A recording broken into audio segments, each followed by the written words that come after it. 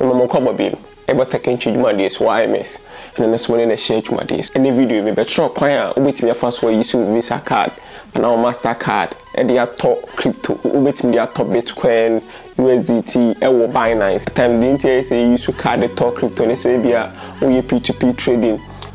maybe our processing we ni panels or send them out maybe our delivery ni panini online na kati bia time ne so no we here ayini tentem e de yade bi wo ho nti at times na ya na say be use card na den etim dia to se de bi abetimi aye fast my end there on twen mo we release asset bi amount and one say bo no money shape bo shape ma confirm no what to crypto no nti ne video no ma fam ko Binance app na me sure kwan a obetimi afa so use card na dia to crypto.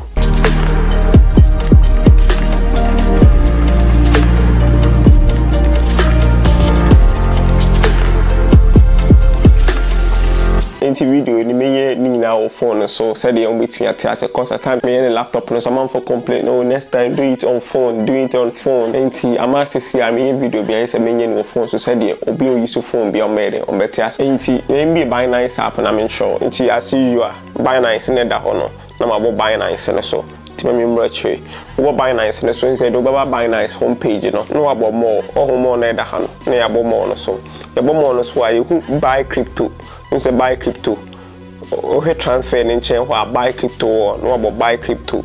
Okay, until you buy crypto now, until I'm finding some percent USDT and I Binance USD. Until I'm percent Binance USD, until me Binance USD no. Okay, more Binance USD no. More Binance USD now. No about okay you find say Ghana city me person told was saying na my boy be a percent to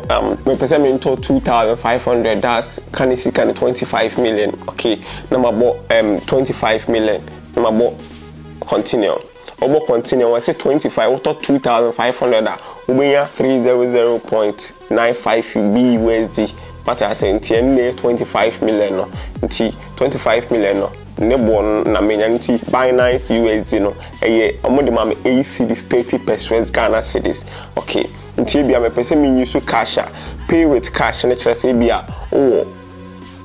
cash na ewo me video aba me chere kwan abetimi afa so atoka the like say bia pese you want to see Russia for currency na Russia ruble no I cost no ubetimi ato no wa hodi ubetimi ato dollar crown Binance no wa hodi ubetimi ato euros no wa hodi ntu organ ha ehia so be call blue chance no hia euros crown asa no wa hodi make sure ni nyina wa channel we so ntu e fa na se me pese me use Visa card na me nto na ma bo refresh cause e be sa na ma bo continue a e be mama bo me Visa card no details ni dia sha e be mama bo me card ni details ni dia sha ha wo Visa wo Visa card nti me pese me mo details ni fan sha ha iti ma bo details na wi na be ka yesa bia me mom address e bia city Accra now country ma be choose country no what choose country no Ghana ma bo confirm nti ma bo me details no me Visa card no details ni na dia shape. Okay, it say to process your funds for future payments, please confirm that you agree to share the following account information with Bifinity. Okay, it's account we na there.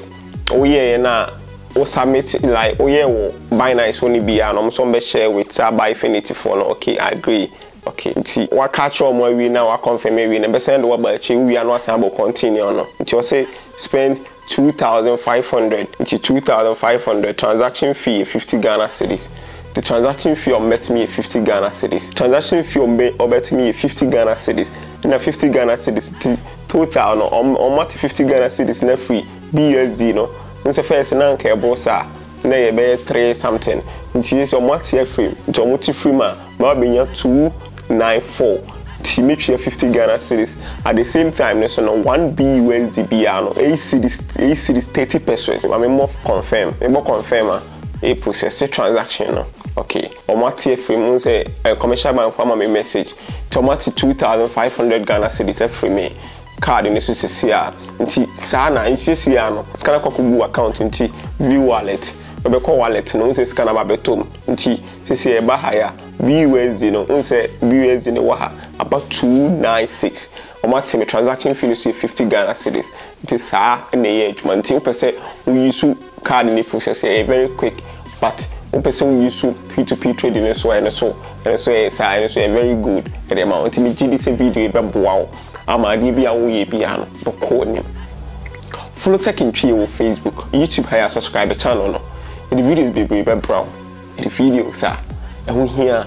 we gonna have be our DBA unim I don't know